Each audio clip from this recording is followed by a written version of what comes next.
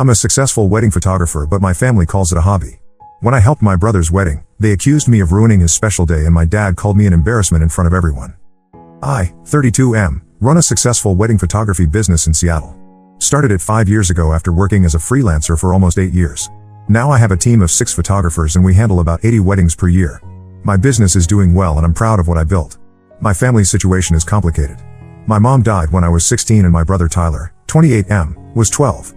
Dad remarried Patricia, 47F, 8 months later. Patricia made it clear from day one that she wanted no reminders of mom around the house.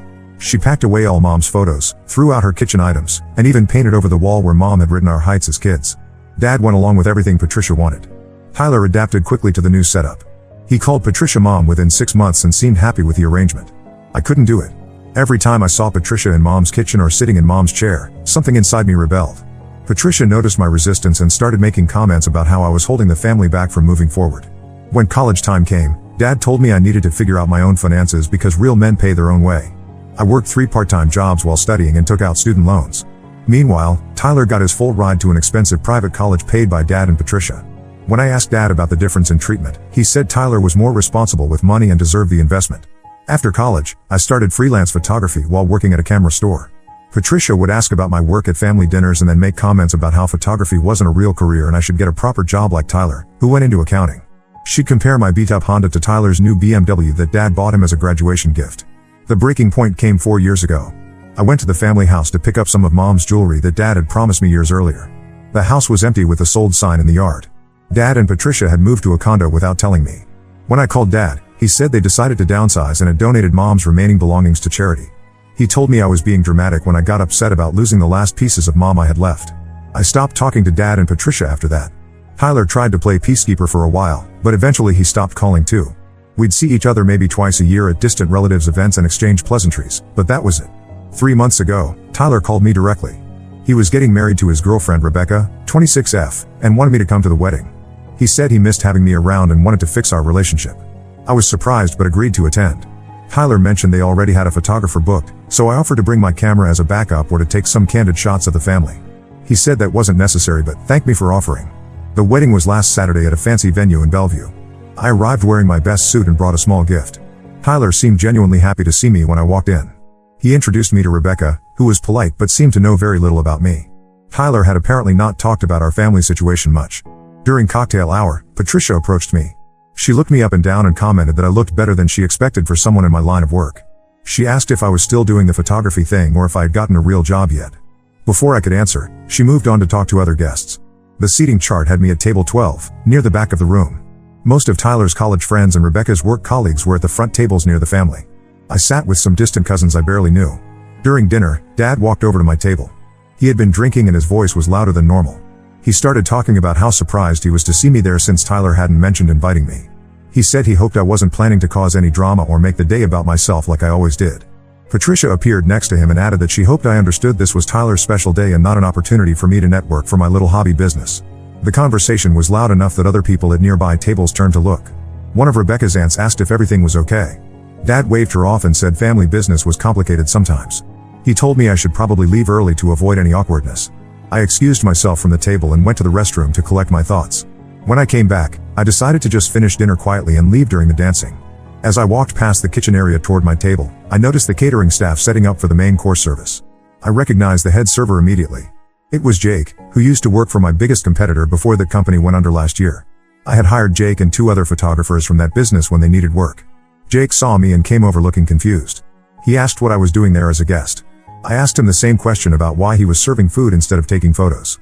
That's when Jake explained that the catering company had hired him for extra income between photo shoots.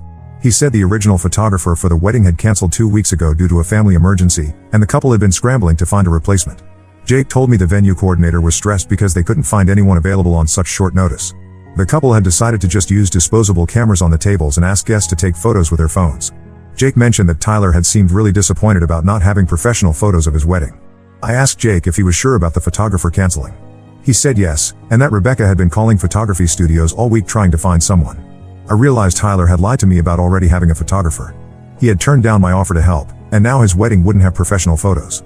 I found the venue coordinator and explained that I was Tyler's brother and a professional photographer. I offered to step in and cover the wedding at no charge as a gift to the couple. The coordinator was relieved and said she would check with Tyler and Rebecca right away. She came back 10 minutes later looking embarrassed. She said Tyler had declined my offer and asked her to tell me that everything was handled. When I pressed for details, she admitted that Tyler's exact words were that he didn't want charity from someone who couldn't even afford a decent suit. I stood there for a moment processing what had happened. Tyler had lied about having a photographer, rejected my help twice, and insulted me to the venue staff. Meanwhile, Dad and Patricia had publicly humiliated me in front of the other guests. I decided I was done being treated like a second-class family member. I went back to Jake and told him I was leaving but had an idea. I explained the situation and asked if he wanted to make some extra money doing photography instead of serving food. Jake was interested since photography paid better than catering work. I told him I would pay him $2,000 cash to photograph the rest of the wedding as a freelancer under my business name. I went to my car and got my camera equipment. I always keep a backup camera and lenses in my trunk for emergencies.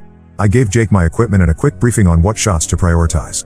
Then I called my assistant Emma and asked her to drive to the venue with more equipment and help Jake with the reception coverage. I found the venue coordinator again and told her that Jake would be handling photography for the remainder of the evening under my business name.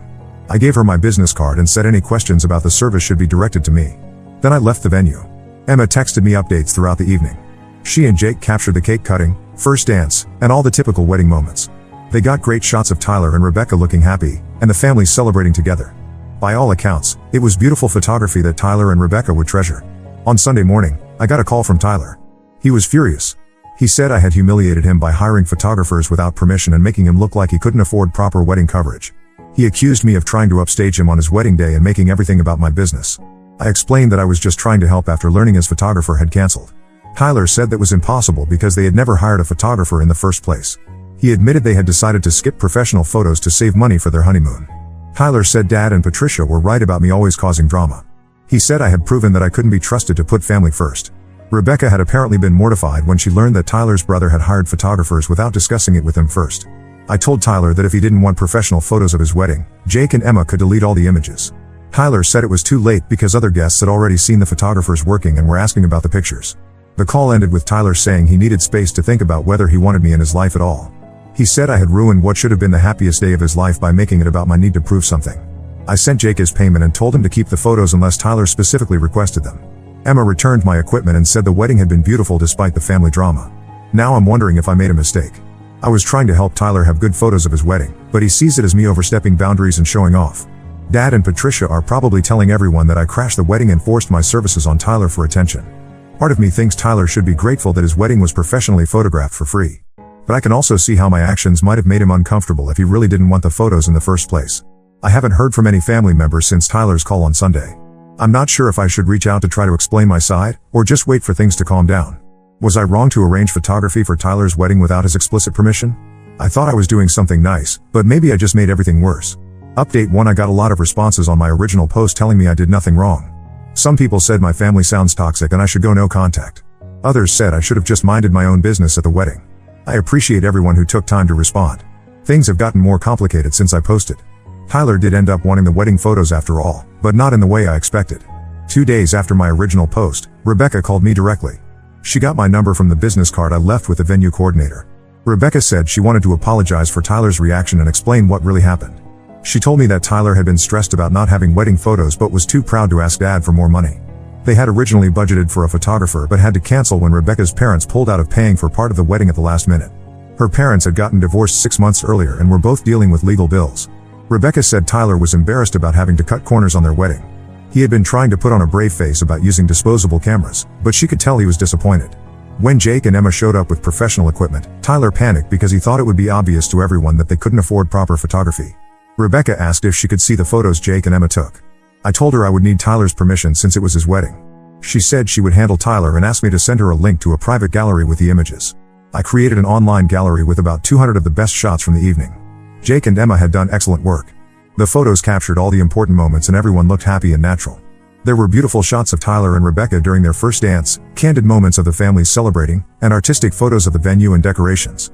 Rebecca called me after looking through the gallery. She was crying on the phone and said the photos were more beautiful than anything she had imagined for their wedding. She said she had been worried they would have no good pictures to show their future children, but now they had professional images that captured everything perfectly. She asked how much I charged for wedding photography. When I told her my normal rate was $4,000 for full-day coverage, she went quiet for a long time. She said she had no idea I ran such a successful business and that Tyler had never mentioned how accomplished I was. Rebecca asked if Tyler could see the photos. I said yes, but that I wanted to clear the air with him first about what happened at the wedding. She arranged for the three of us to meet for coffee that Saturday. Tyler looked uncomfortable when we sat down at the coffee shop. He started by saying he owed me an apology for how he reacted after the wedding. He said stress had made him respond badly to what was actually a generous gesture. I asked Tyler why he had lied about already having a photographer when I offered to help. He looked down at his coffee cup and said he was embarrassed about their financial situation. He said Dad and Patricia were always talking about how successful Rebecca's family was, and he didn't want to admit they couldn't afford all the wedding expenses. Tyler explained that when their original photographer canceled, he and Rebecca had decided to just make the best of using phone cameras. He said he turned down my offer to help because he was afraid I would judge them for not being able to pay for proper photography. Rebecca jumped in and said she had been the one to suggest they skip professional photos to save money. She said her parents' divorce had been expensive and messy, and she didn't want to ask them for more help with wedding costs. She and Tyler had agreed to spend the photography money on their honeymoon instead. Tyler said when he saw Jake and Emma working at the reception, he assumed I was trying to show off my business connections and make him look bad in front of Rebecca's family. He said he spent the whole evening worried that people would think he was too cheap to hire his own photographer. I told Tyler that I had only arranged the photography after learning from Jake that their photographer had canceled. I explained that I thought they were disappointed about not having professional photos and I wanted to help. I said I never intended to embarrass him or make him uncomfortable. Tyler said he realized after talking to Rebecca that I had been trying to do something nice for them. He said he was sorry for assuming the worst about my motivations. Rebecca added that she was grateful I had stepped in because now they had beautiful photos of their wedding day.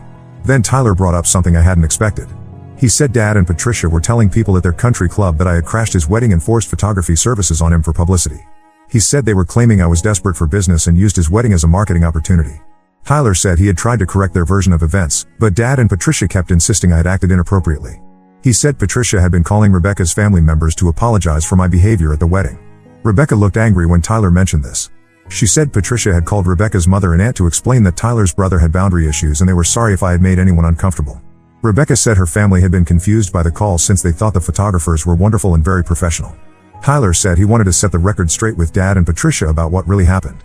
He planned to tell them that he had requested the photography and that I had done him a favor, not caused a problem. I asked Tyler if he was sure he wanted to get involved in drama with Dad and Patricia over this. He said yes because they were spreading lies about me and it wasn't fair. Rebecca agreed and said she was tired of Patricia making decisions about their family relationships. We talked for another hour about our family history. Tyler admitted that he had gone along with Dad and Patricia's treatment of me because it was easier than standing up to them. He said he realized after his wedding that their behavior toward me had been wrong for years. Tyler asked if we could start over with our relationship. He said he missed having a brother and wanted to make things right between us. Rebecca said she hoped I would be part of their lives going forward. I agreed to work on rebuilding our relationship, but I told Tyler I wasn't interested in having contact with Dad and Patricia. I said too much had happened over the years for me to trust them again. Tyler said he understood and wouldn't pressure me to reconcile with them. Before we left the coffee shop, Rebecca asked about paying me for the wedding photography. I told her the photos were my wedding gift to them and I didn't want any payment. She insisted on at least covering Jake and Emma's time, so I agreed to let her pay them directly. Tyler and Rebecca invited me to dinner at their apartment the following week. It was the first time I had been to Tyler's place, and I was surprised by how nice it was. Rebecca showed me their wedding album, which she had made using the photos Jake and Emma took. The evening went well until Tyler mentioned that Dad had been calling him repeatedly since our coffee meeting. Tyler said Dad was upset about Tyler planning to correct the story about what happened at the wedding. Dad apparently felt that Tyler was choosing sides against family. Tyler said Patricia had also been pressuring him to cut contact with me again. She told Tyler that I was manipulative and would cause problems in his marriage if he let me back into his life. This is where things took an unexpected turn. Rebecca said she had been getting phone calls from Patricia as well.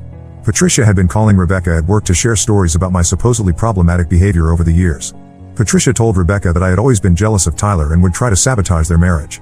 Rebecca said Patricia's calls were becoming frequent and inappropriate. Patricia had started questioning Rebecca about their finances and suggesting that I might try to take advantage of them financially. Rebecca said she had stopped answering Patricia's calls because they made her uncomfortable. Tyler looked upset when Rebecca shared this information. He said he had no idea Patricia was contacting Rebecca directly. He admitted that Patricia had been controlling about his relationships before, but he hadn't realized she was now trying to interfere in his marriage. The dinner ended with Tyler saying he needed to have a serious conversation with Dad and Patricia about boundaries. He said he couldn't have them spreading lies about me or harassing Rebecca about our family relationships. I left Tyler's apartment feeling cautiously optimistic about rebuilding our relationship, but worried about what Dad and Patricia might do if they felt like they were losing control over Tyler. Update 2: The situation with my family has escalated in ways I didn't expect. Tyler did confront Dad and Patricia about their behavior, but it backfired spectacularly. Tyler called Dad the day after our dinner and asked to meet in person to discuss what happened at the wedding. Dad agreed, probably expecting Tyler to apologize for defending me. Instead, Tyler told Dad and Patricia the truth about the photography situation and asked them to stop spreading false information about me. According to Tyler, Dad got angry immediately. Dad said Tyler was being manipulated by me and that I had clearly gotten to Rebecca as well. Patricia accused Tyler of being ungrateful after everything they had done for him over the years. The conversation got heated when Tyler asked Patricia to stop calling Rebecca at work. Patricia said she was only trying to protect Rebecca from making the same mistakes Tyler had made by trusting me. Dad backed Patricia up and said family members had a right to share concerns about each other. Tyler told them that if they couldn't respect his marriage and stop interfering, he would need to limit contact with them. Dad responded by saying that Tyler was choosing his unreliable brother over the parents who had sacrificed everything for him. This is where I learned something that changed my understanding of our family dynamics completely. During their argument, Patricia let slip that she had been monitoring Tyler's finances for years through accounts she helped him set up in college. Tyler came to my apartment 2 days after the confrontation looking shaken. He explained that when he was 18 and starting college, Patricia had helped him open his first bank account and credit cards. She had convinced him it was smart to have an experienced adult as a backup contact on his accounts in case of emergencies. What Tyler didn't realize was that Patricia had been regularly checking his account balances and transaction history. She knew exactly how much money he and Rebecca had, what they spent money on, and why they had to cut their wedding budget. Tyler said Patricia had been using this financial information to make comments about his spending choices for years. When Tyler bought something expensive, Patricia would make remarks about whether it was a wise purchase. When Tyler and Rebecca decided to skip professional wedding photography, Patricia already knew it was because they couldn't afford it. This explained why Patricia had been so confident in her calls to Rebecca about their finances. She wasn't guessing about their money situation. She had been spying on them through Tyler's bank accounts. Tyler was furious when he realized what had been happening. He went to his bank and removed Patricia's access to all his accounts. He also discovered that Patricia was listed as a beneficiary on his life insurance policy through work, something he had forgotten about from when he first got the job. When Tyler told Rebecca about Patricia's financial monitoring, Rebecca became upset for a different reason. She realized that Patricia had known personal details about their relationship that Tyler had never shared. Patricia had made comments to Rebecca about their apartment rent, Tyler's student loan payments, and even Rebecca's shopping habits. Rebecca felt violated knowing that Patricia had been essentially stalking their financial lives. She told Tyler she didn't feel comfortable having any relationship with someone who would invade their privacy that way. Tyler decided to confront Patricia about the financial monitoring. He called and asked her directly about accessing his bank accounts. According to Tyler, Patricia didn't deny it, but said she was only looking out for his best interests. She said young couples often make poor financial decisions and she wanted to make sure Tyler wasn't being taken advantage of. Tyler told Patricia that what she had done was a violation of his privacy and that he had removed her access to all his accounts. Patricia apparently got very angry and said Tyler was being ungrateful and foolish. She said she had helped him build good credit and financial habits, and that he would regret cutting her out. Dad called Tyler later that day and said Tyler was making a mistake by attacking Patricia over her concern for his welfare. Dad said Patricia had been like a real mother to Tyler and deserved respect, not accusations. He said if Tyler continued on this path, he might need to choose between his relationship with his parents or his relationship with me. Tyler told Dad that wasn't a choice he should have to make, but if forced to choose, he would pick the people who respected his boundaries and privacy. The conversation ended with Dad saying Tyler would regret turning his back on family for someone who had never been there for him. Tyler said that wasn't true and that I had been there for him when it mattered most, including at his wedding. Since then, Dad and Patricia have been trying different tactics to get Tyler back under their control. Patricia called Tyler's workplace to ask if there were any problems with his job performance, claiming she was concerned about his mental state. Tyler's boss was confused by the call and asked Tyler if everything was okay at home. Dad has been calling Rebecca's parents to share his concerns about Tyler's judgment and decision-making. Rebecca's mother called Rebecca to ask if Tyler was having some kind of breakdown because his father seemed very worried about him. The most disturbing incident happened last week. Tyler and Rebecca came home from work to find Patricia sitting in their apartment building lobby. She said she had been worried because Tyler hadn't been returning her calls and she wanted to make sure he was safe. Patricia followed them upstairs and tried to invite herself into their apartment. When Rebecca said it wasn't a good time, Patricia pushed past her and started looking around their home. She made comments about their furniture being cheap and their kitchen being poorly organized. Tyler asked Patricia to leave, but she said she wasn't finished talking to him. She sat down on their couch and said she wouldn't leave until Tyler agreed to meet with a family counselor of her choosing. She said Tyler was clearly having some kind of mental health crisis and needed professional help. Rebecca called the police because Patricia refused to leave their apartment. When the officers arrived, Patricia told them she was concerned about her son's welfare and was trying to stage an intervention. The police asked Tyler if he wanted to file trespassing charges, but he decided against it because he didn't want the situation to escalate further. However, the police did tell Patricia that she needed to leave the property and couldn't return without permission from Tyler and Rebecca. Patricia left but said this wasn't over and that she would find other ways to help Tyler whether he wanted it or not. Tyler has now decided to go completely no contact with Dad and Patricia. He changed his phone number and asked his workplace security to not allow Patricia access to the building where he works. He and Rebecca are considering moving to a different apartment to make it harder for Patricia to show up uninvited. Tyler apologized to me for not seeing how controlling and manipulative Dad and Patricia had been for years. He said he was embarrassed that it took Patricia invading his home for him to realize how far she was willing to go to maintain control over his life. Rebecca has been supportive throughout this whole situation, but she's also been stressed by Patricia's escalating behavior. She's worried that Patricia might try to interfere with her job or contact more of her family members. I've been trying to support Tyler and Rebecca while staying out of direct conflict with Dad and Patricia. I don't want to give them more ammunition to use against Tyler by making this about me. But I'm concerned about how far Patricia might go if she continues to feel like she's losing control over Tyler. Tyler asked if I thought he was overreacting by cutting contact with Dad and Patricia completely. I told him that only he could decide what level of contact felt safe and healthy for his marriage. But based on what I had experienced with them over the years, I understood why he felt the need for firm boundaries. The ironic part is that Dad and Patricia's efforts to turn Tyler against me ended up backfiring completely. Tyler now sees their behavior clearly and understands why I went no contact years ago. But I'm worried this isn't over and that Patricia might escalate further. Update 3: I'm writing this final update because several people have asked for more information about how things turned out with my family situation. The short answer is that Tyler and Rebecca are doing well, but Dad and Patricia have continued their problematic behavior in ways that surprised even me. After Tyler went no contact with Dad and Patricia, things were quiet for about a month. Tyler and Rebecca thought maybe Dad and Patricia had accepted the boundaries and moved on. They were wrong. The first sign of trouble came when Rebecca's workplace received an anonymous complaint about her job performance. The complaint claimed Rebecca had been making personal phone calls during work hours and seemed distracted and unprofessional. Rebecca's supervisor called her in to discuss the complaint, but Rebecca had no idea what it was about since she had never had performance issues. Rebecca suspected the complaint came from Patricia, but there was no way to prove it. The complaint was submitted online through the company's general feedback form and didn't include any specific details that could be verified. Around the same time, Tyler started getting calls from his college friends asking if he was okay. Apparently someone had been contacting Tyler's old fraternity brothers claiming to be concerned about Tyler's mental health and marriage. The caller said Tyler had been acting erratically and asked if anyone had noticed changes in his behavior. When Tyler called his friends back to explain the situation, he learned that the caller had claimed to be a family friend who was worried about Tyler but didn't want to get involved directly. The caller had shared details about Tyler's family relationships that could only have come from Dad or Patricia. The most serious incident happened 6 weeks ago. Tyler and Rebecca were having dinner at a restaurant near their apartment when Patricia appeared at their table. She had apparently been watching their building and followed them to the restaurant. Patricia sat down uninvited and said she missed Tyler and wanted to work things out. When Tyler said he wasn't ready to have that conversation, Patricia became louder and more emotional. She started crying and saying that Tyler was breaking her heart by shutting her out. Other diners were starting to stare, and Rebecca asked Patricia to lower her voice. Patricia responded by accusing Rebecca of turning Tyler against his family and ruining his relationships with people who loved him. The restaurant manager came over to ask if everything was okay. Patricia told the manager that she was Tyler's mother and was trying to reconcile with her son, but that Rebecca was preventing them from having a family conversation. Tyler stood up and said they were leaving. Patricia grabbed his arm and said she wouldn't let him walk away from family again. When Tyler pulled free, Patricia fell back into her chair and started crying loudly about Tyler being violent toward her. The restaurant manager asked Tyler and Rebecca to leave because Patricia's behavior was disrupting other customers. As they walked out, Patricia followed them and continued making a scene in the parking lot. Tyler finally told Patricia that her behavior was the reason he couldn't have a relationship with her. He said she had proven that she couldn't respect boundaries or treat Rebecca with basic courtesy. Patricia responded by saying that Rebecca was obviously controlling and manipulative if she couldn't see that Patricia was just trying to love Tyler. That incident convinced Tyler and Rebecca to move to a different part of the city.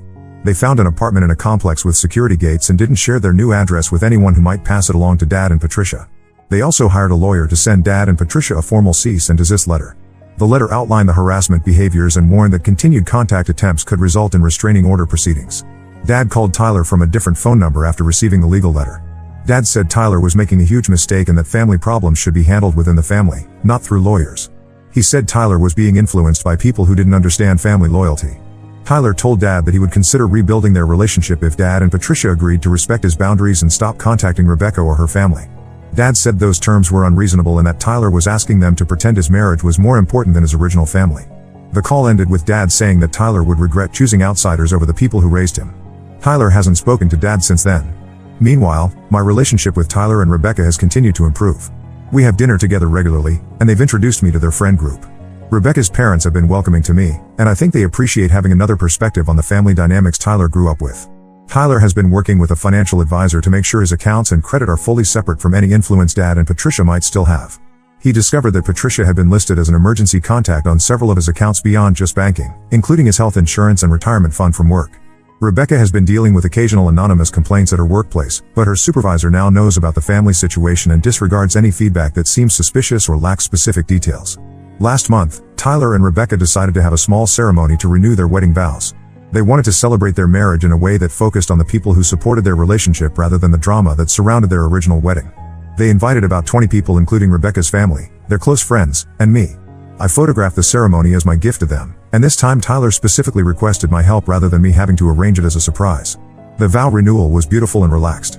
Tyler and Rebecca looked genuinely happy, and it was clear that removing toxic family members from their lives had reduced their stress significantly. During his speech at the reception, Tyler thanked everyone for supporting his marriage and said he had learned that family isn't just about blood relationships, but about people who choose to love and respect each other consistently. He didn't mention Dad and Patricia directly, but several people who knew about the family situation understood what he meant. I haven't had any direct contact with Dad and Patricia since Tyler's original wedding. Occasionally I hear updates through mutual acquaintances, but I've made it clear that I'm not interested in information about their lives or attempts at reconciliation. My business has continued to grow, and I recently hired another photographer to help with the increased demand. Ironically, several people who attended Tyler's wedding have booked me for their own events after seeing the photos Jake and Emma took that night.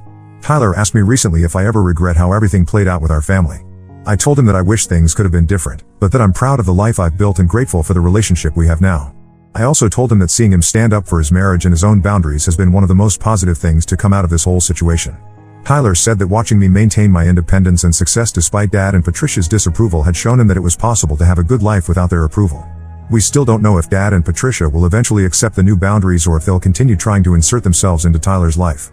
But Tyler and Rebecca seem committed to maintaining their distance regardless of what Dad and Patricia choose to do. The main thing I've learned from this experience is that sometimes the most loving thing you can do for someone is to stop enabling their harmful behavior, even if they're family. Tyler and Rebecca are happier and more secure now that they've established clear boundaries with people who couldn't respect their relationship. As for me, I'm focusing on my business and my renewed relationship with Tyler.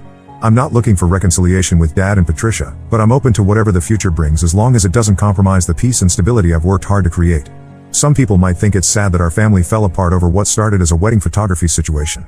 But I think the wedding just revealed problems that had been building for years. Sometimes families break apart not because of one big event, but because of accumulated patterns of disrespect and control that finally become impossible to ignore. Tyler and Rebecca are building their own family traditions now, and I'm grateful to be included in that process. Not every family story has a happy ending where everyone reconciles, but this one has an ending where the people who matter most are able to move forward in healthy ways. Now let's move to the next story.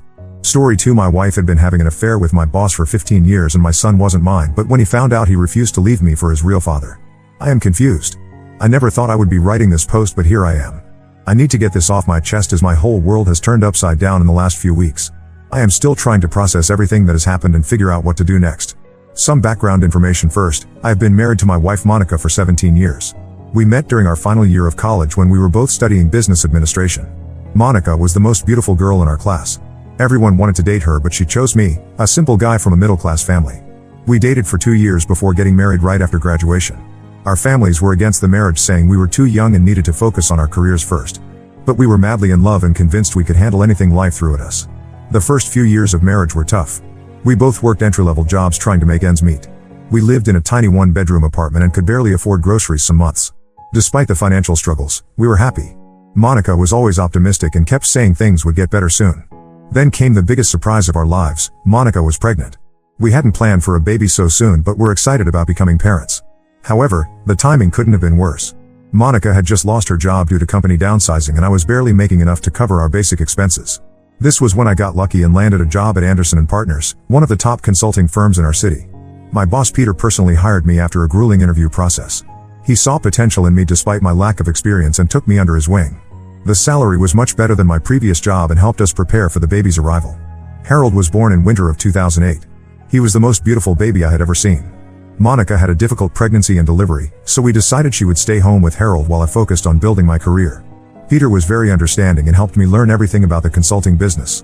He would often work late with me, teaching me the tricks of the trade. Monica would sometimes bring Harold to office to have lunch with me. Everyone loved having them around, especially Peter.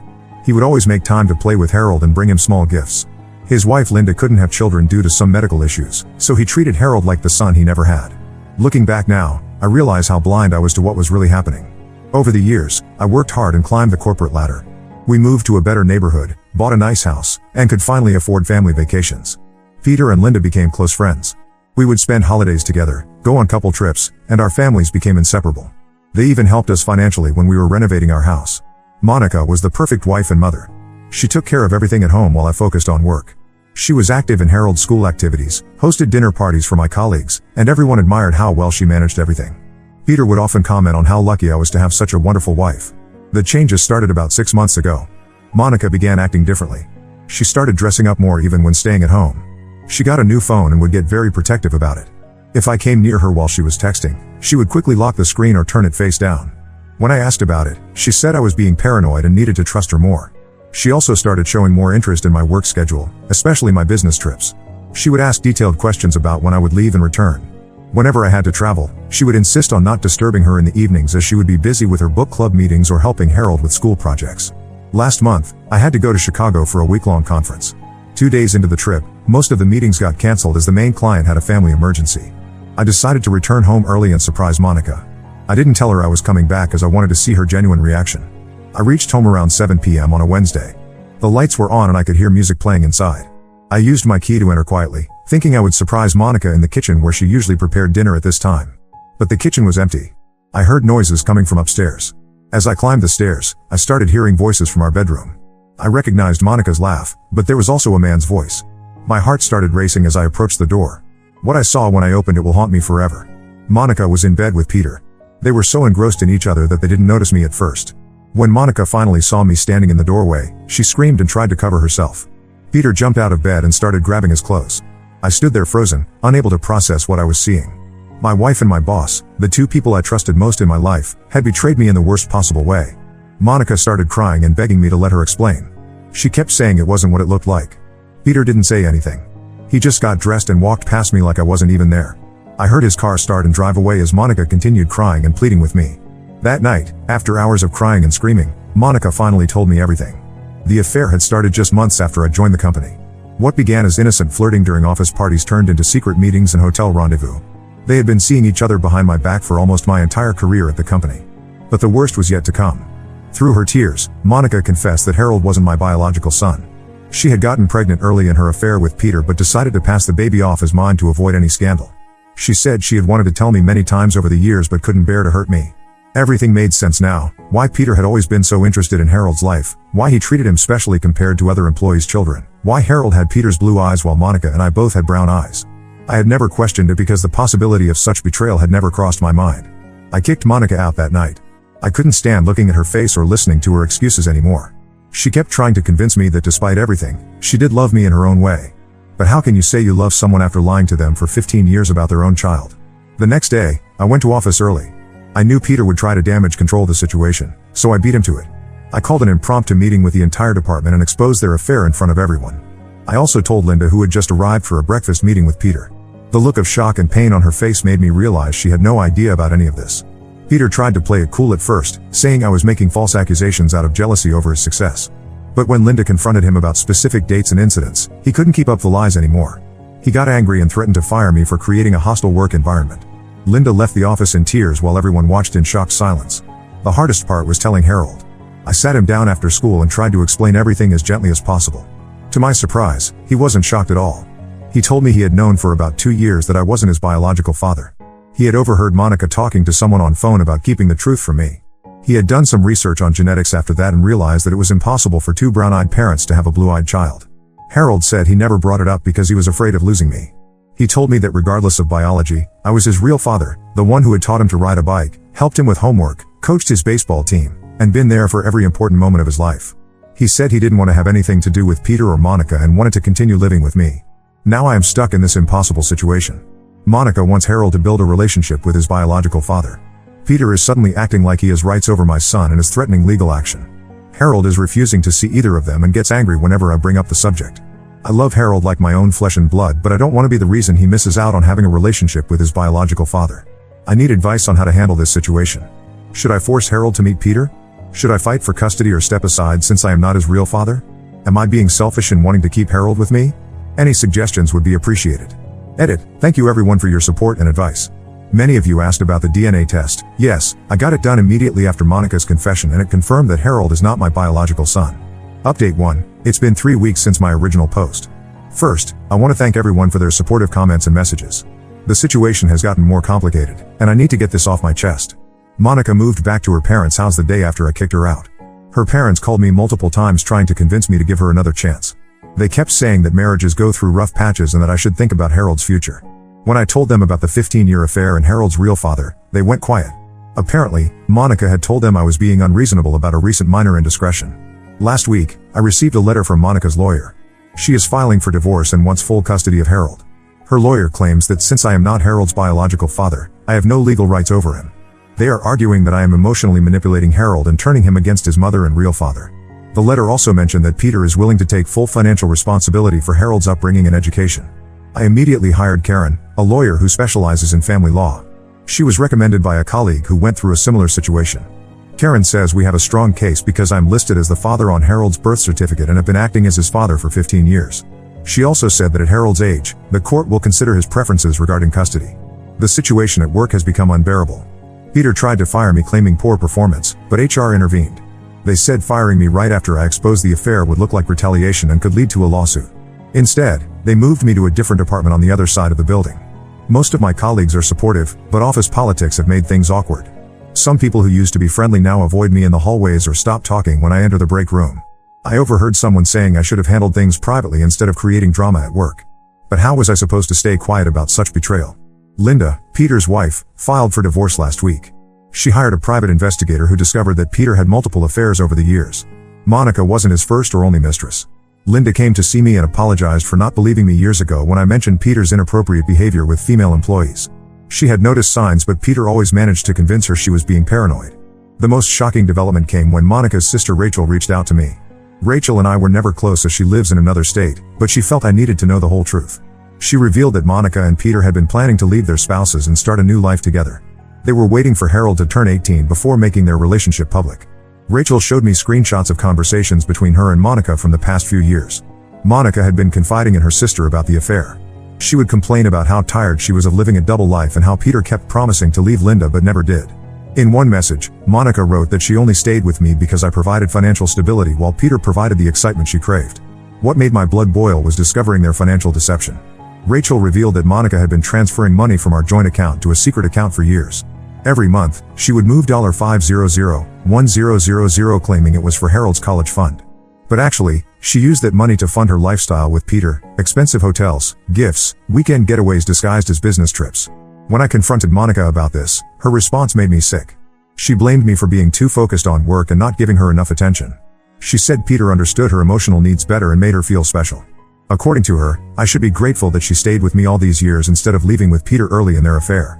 Harold is handling everything better than I expected. His school counselor says he's maintaining his grades and participating in activities normally. But he absolutely refuses to see Peter despite Monica's constant attempts to force a meeting. He deleted Monica's number from his phone after she kept sending him guilt-tripping messages about denying his real father a chance to know him. Last week, Peter showed up at Harold's school during lunch break. He tried to talk to Harold in the parking lot, claiming he had rights as his biological father. Harold called me immediately, and I had to leave an important meeting to handle the situation. When I arrived, Peter was still there, trying to convince Harold to hear him out. I threatened to call the police if he didn't leave immediately. After this incident, Karen suggested we file for a restraining order against Peter. She says his behavior at the school could be considered harassment, especially since Harold has clearly expressed his wish not to have any contact with him. We have a court hearing next week to discuss this. Monica's latest move was to start a smear campaign against me in our social circle. She's telling everyone that I was an emotionally distant husband who neglected her needs, forcing her to seek comfort elsewhere. Some of our mutual friends have taken her side, saying I am being too harsh and should think about reconciliation for Harold's sake. What these people don't understand is that this isn't just about the affair. Monica and Peter didn't just betray my trust, they stole 15 years of my life through their lies. They let me believe I was Harold's father while laughing behind my back. How can anyone expect me to forgive such calculated deception? I am trying to stay strong for Harold, but some days are harder than others. Every happy memory I had of our family now feels tainted. I keep questioning every moment of our marriage, wondering what else was a lie. The only thing keeping me going is Harold's unconditional love and his choice to stay with me despite everything. This whole situation has taught me that blood doesn't make a family, love and loyalty do. I may not be Harold's biological father, but I am the one who has been there for him every day of his life. No court or DNA test can change that fact. Update 2. 2 months have passed since my last update. I never thought the situation could get worse, but it has. The divorce proceedings have turned incredibly ugly. Monica is demanding half of everything, including the house I bought mostly with my inheritance money. Her lawyer argues that since she was a stay-at-home mom for several years after Harold was born, she deserves substantial alimony for sacrificing her career. My lawyer Karen says Monica's affair and financial fraud will significantly impact the divorce settlement. We have solid evidence of her stealing money from our joint account over the years. The total amount she transferred to her secret account exceeds $100,000. When the judge saw the bank statements, he ordered a complete audit of our finances. Last week's custody hearing was intense. Monica came prepared with a whole new narrative about our marriage. She claimed I was an emotionally abusive husband who controlled her every move. According to her testimony, I monitored her spending, isolated her from friends, and made her depend on me financially. She said she stayed in the marriage only because she feared losing Harold. Peter testified in Monica's favor. He claimed he had witnessed me being aggressive at work multiple times, especially towards female colleagues. He painted a picture of me as a dominating person who used my position to intimidate others. I couldn't believe how easily he could lie under oath. Fortunately, several of my colleagues stepped forward to dispute these claims. They testified about Peter's history of inappropriate behavior with female employees and how he often used his position to pressure younger staff members. 3 women from the office also came forward with stories about how Peter had made unwanted advances towards them over the years. The biggest bombshell came from Linda. After filing for divorce, she had hired a private investigator to look into Peter's past affairs. The investigator discovered something none of us expected. Peter and Monica have a secret child together. They had given the baby up for adoption 12 years ago. When this evidence was presented in court, Monica finally broke down. She admitted that she had gotten pregnant during their affair around the time Harold was 3. Peter convinced her to give the baby up for adoption to protect their secret. They worked with a private adoption agency in another state and never told anyone about it.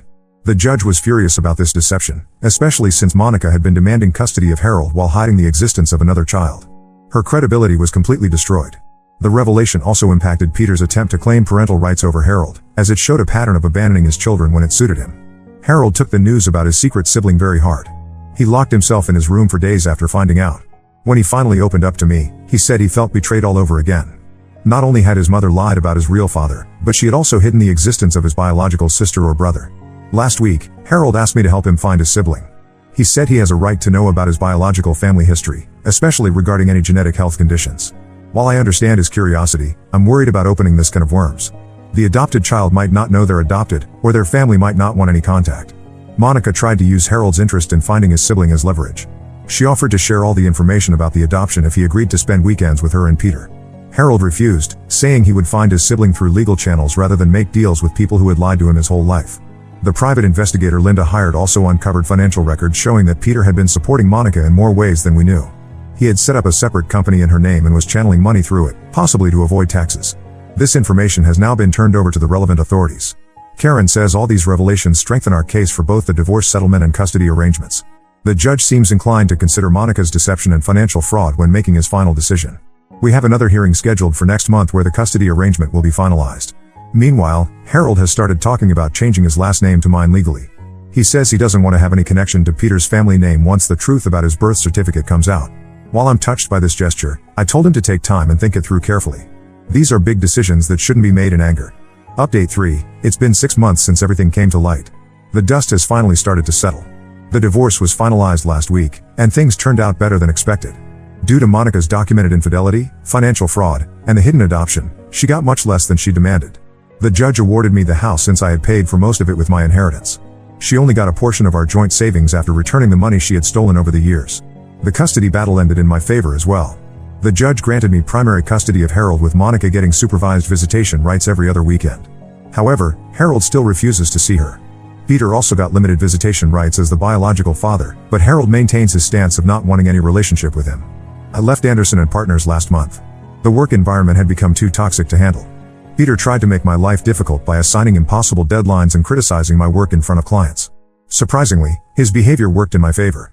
3 major clients who witnessed his unprofessional conduct followed me when I joined Stewart Consulting, a competing firm.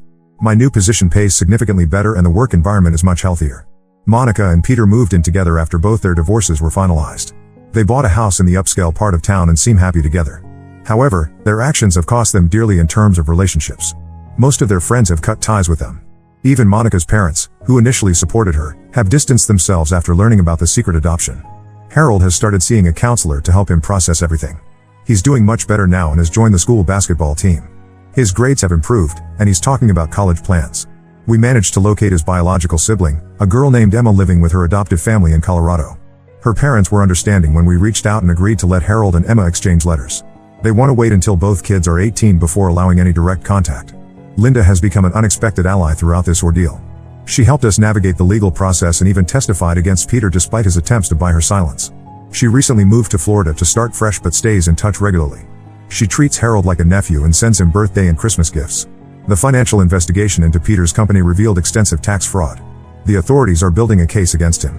Several former employees have come forward with evidence of his unethical business practices. There's talk that he might face criminal charges. Monica is also implicated in some of these dealings through the shell company he set up in her name. I've started dating again recently, though taking things very slow. Met someone named Amy through a mutual friend. She's divorced too and understands the importance of putting kids first. Harold seems comfortable around her, which is a good sign. But I'm not rushing into anything serious. My priority remains helping Harold navigate this challenging phase of his life. Some people still ask why I chose to keep fighting for custody of a child who isn't biologically mine. They don't understand that being a father isn't about DNA. It's about being there every day, sharing both joy and pain, and putting your child's needs before your own. Harold is my son in every way that matters. Looking back at these 6 months, I realized that while the truth hurt terribly, it also set us free from living a lie. Harold and I are building a stronger relationship based on honesty and trust. We're not just surviving this crisis, we're growing stronger through it. The road ahead might not be easy, but we'll face it together as father and son. This will be my last update. Thank you all for your support throughout this journey. Your advice and encouragement helped me stay strong when things got tough. 002E